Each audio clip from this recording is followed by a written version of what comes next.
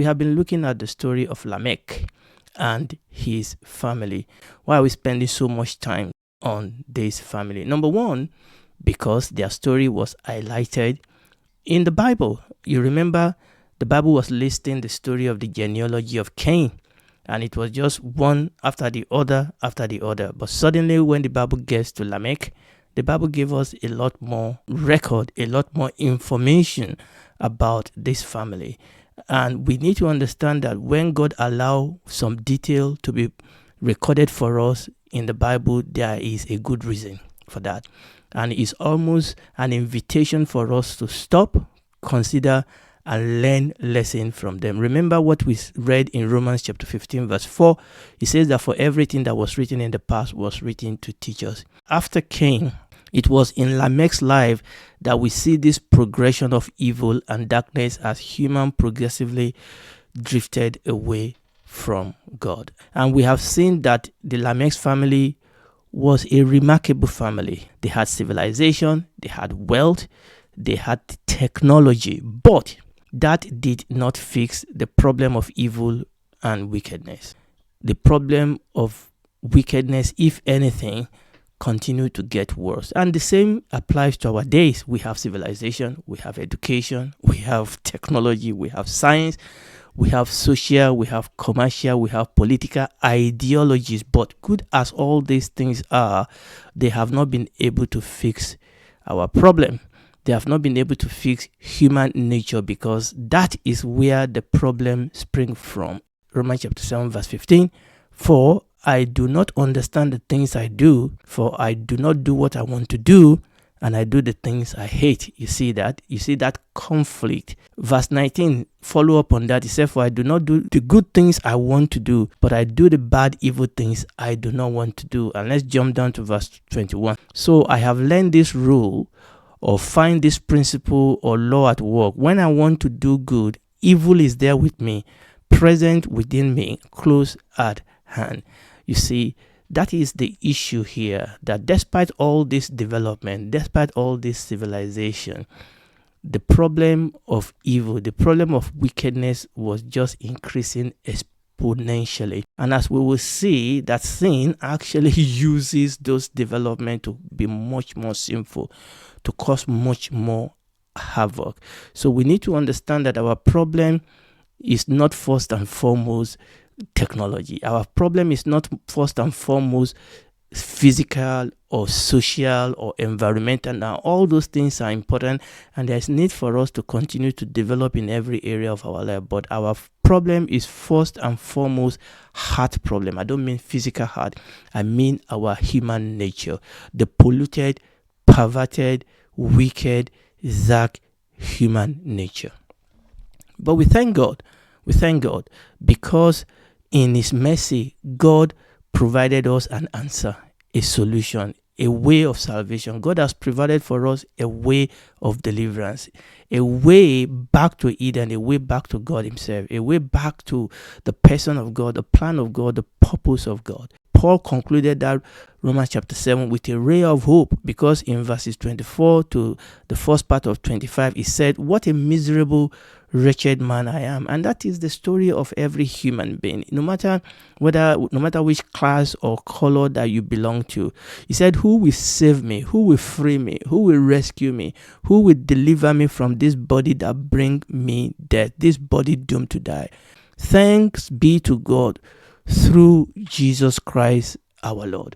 And that is where the answer is. That is where the answer has always been. And that is where the answer will always be. And that is why we give everybody the opportunity at the end of every broadcast who are not saved. We give them the chance to consider, because there's no other name that is given among men whereby we can be saved. Praise the Lord. So let us go back to Lamech, Genesis chapter 4, and we are reading verses 23 to 24.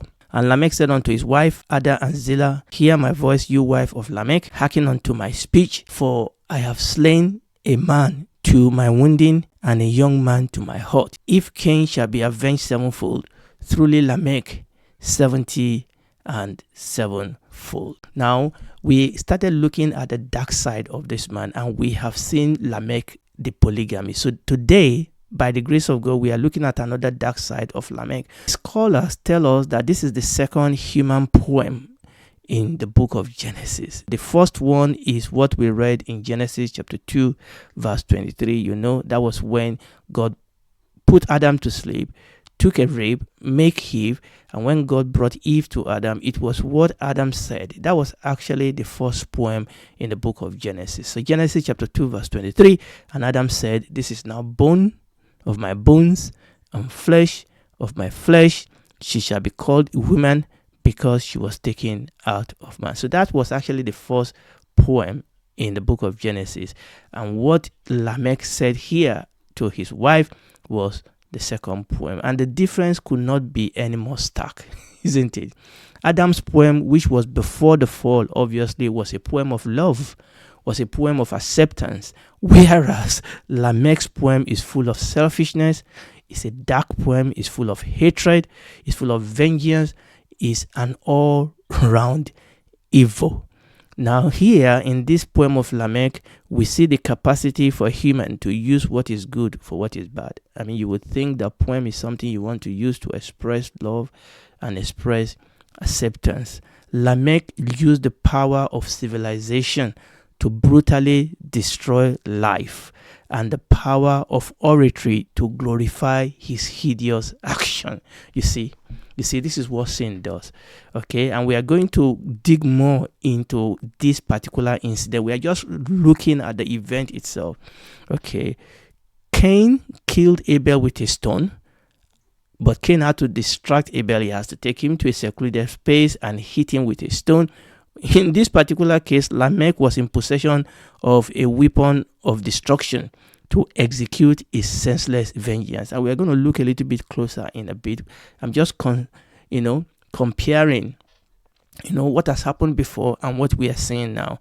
And we saw that Cain tried to evade conversation about his evil deed, but Lamech glorified his sordid action and put it into a song. This poem that we've read here is a boastful poem in praise of violence and bloodshed. And that is what we see today. Technologies are giving us great things. It has given us internet, but people are using those internet to commit havoc, to commit evil, to commit wickedness. Okay, we talk about cars.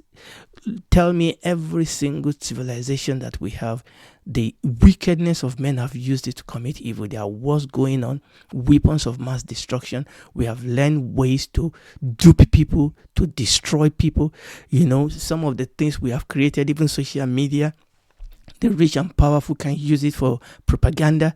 And we can talk about wars. We can talk about, persecution that has been, enacted by the use of this development. And that is what we see here in the life of this man Lamech. And I believe this is one of the reasons why God has allowed us to stop, because this story actually speaks into our situation today. Now let's go back to our text. Okay, now this poem is often referred to as the Song of the Sword. Lamech told his wives, "For I have slain a man to my wounding, and a young man to my hurt." Now we want to look closely into this sentence. We look at the structure of this verse and we ask ourselves a question. Is this verse talking about one or two individuals? Is this verse talking about one? So Lamech is talking to us about an altercation he has. But was this altercation, was this fight, was this war between him and one individual, or was it between him and two individuals? Now, there's a reason why I'm asking you this question, but let me say at the beginning that it is not very clear whether this altercation or this fight that Lamech had was with one other individual or two. And I'll tell you the reason why. It is because different Hebrew words are used to refer to a man and a young man. Let me read what he said again. He said, "I have slain a man to my wounding, and number two, a young man to my hurt." Let me read it from ASV. "And Lamech said unto his wife Ada and Zillah, Hear my voice, you wives of Lamech, hearken unto my speech, for I have slain a man to to my wounding. So that's a man. And a young man for bruising me. I want you to see first that he said a man. In the original Hebrew, the word that is translated a man can just mean a man or a male in contrast to a woman or a female. But it can also mean a husband, a champion, a great man. Now, the Hebrew word that is translated a young man is only or usually used for a child, a son, a boy, somebody that is a youth. The word used here for a man and the word used here for a young man made some scholars wonder whether this was actually a fight that Lamech had with a man and his son. And that is why some scholars actually feel that this was a double murder, that Lamech actually killed a man and his son. Now, I have to say, as I mentioned a moment ago, that this is not fully clear from the text whether this is the case or not. But the Hebrew word used for a man and used for a young man definitely seems to suggest the possibility that this could have been two people. However, it is not clear. So for the sake of convenience, I'm going to speak about this individual as if it's one individual. What is clear is that Lamech boasted to his wives that he has killed somebody, okay, that he has committed a murder. So that is clear. And Lamech said unto his wife, Ada and Zillah, hear my voice, you wife of Lamech, hearken unto my speech. Lamech said, I have slain a man. But what did the man do? He said, a man for wounding me. The man wounded me. So the man wounded him, but he slew the man. He said, the young man caused him bruising, and a young man for bruising me. Now, it is very, very important for me to point that out because this shows us the callousness and the evil of what has happened here. So there was an incident between Lamech and a man. Remember, we've decided that this is just a man. Lamech came in boasting to his wife that he has killed somebody. He didn't give us the detail of the incident, but what is clear here is that there was some sort of physical combat. Some sort of physical combat seems to have taken place. What is remarkable are the word that Lamech used for the assault he received and the assault he inflicted on his opponent. Now, we don't know who did what first, but it is remarkable how Lamech described the assault he received and the assault he gave to his opponent. Now, this is the way he described the attack upon himself. Okay, Lamech described the attack upon himself as wounds and bruises. Wounds and bruises. And this is what you will expect from a blow with a fist. Okay, wound and bruises. That is what it suggests. Now, Lamech described the attack he inflicted on this man. He described it as a slaying or a slaughter. So somebody beat him with fist, causing him bruises. Lamech decided that the response to this is to kill the individual, to slay the individual, to slaughter the individual. And this clearly suggested a use of a sharp weapon. It was chilling enough that somebody was fighting him with a fist and he decided to fight them with a weapon. What is even more chilling is his boastful praise of his armed bloodshed, his armed violence. Even Cain did not do that. Even Cain, that was the fourth murderer, did not sink this deep. Lamech had the power, he had the position, and he had the weapon. Now, this is very important. The weapon that Lamech used is undoubtedly produced by his son, Tubal-Cain. And he made no excuse for using the weapon, even if it means that a man lost his life. Even if it means that he's just rendered a woman without husband. Even if it means that he has just caused some children to lose their father. He made no apology. The ego and the self-centeredness of this man knows no boundary. And then he said, if Cain shall be avenged sevenfold, truly Lamech shall be avenged 70 and sevenfold. Can you imagine that? Lamech drew a comparison between himself and Cain. Yes, he admitted that he was a murderer, just like Cain. I mean, he could have, compare himself to somebody else. I mean, this guy is ego, his self-centeredness was mind-boggling. I mean, he murdered somebody and he fully embraced the fact. It was unlike Cain that was trying to hide when God called him. And this guy was something else.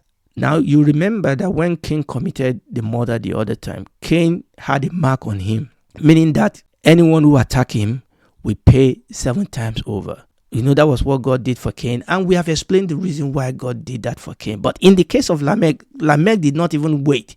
It's not as if God came into this scene. There was no mention of God. Lamech did not even wait for God to intervene.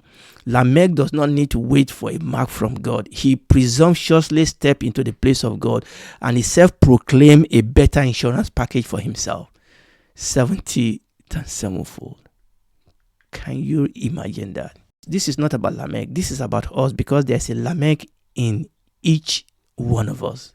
There's a darkness in the human soul. There's a Lamech in each and every one of us. The Bible put it this way in Jeremiah chapter 17 verse 9. I alluded to this earlier on. It said, the heart is deceitful above all things and desperately wicked. Who can know it? Jeremiah chapter 17 verse 9. The heart is deceitful. And history is littered with stories when tolerance turned to spree of brutality. When decent people call for extermination of people of opposite ideology. When neighbors, colleagues are slaughtering their former neighbors, their former colleague, maybe because of ideological differences, maybe because of religious differences. I mean, we saw an example in the Holocaust. There's war going on in Ukraine. There is Myanmar civil war going on. People that have been living together as neighbors, that have been going to work as colleagues, suddenly overnight become murderers.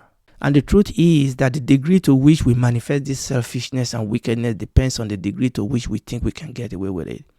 The reason why many people don't really manifest the beast and the evil and the wickedness inside them is because they don't think they can get away with it. And many of the experiments that has been done has been able to underscore this capacity to do evil that dwell in the heart of every human being. The rich and the poor get away with crime, evil, and wickedness on a daily basis. I mean, I can give you example: America, UK, Russia, China. I mean, leaders of nations, because they have, atomic bomb, because they have all this power. It is difficult for people to call them to order. I mean, not many nations could do what Russia is doing and get away with it, but it's getting away with it because it's world power.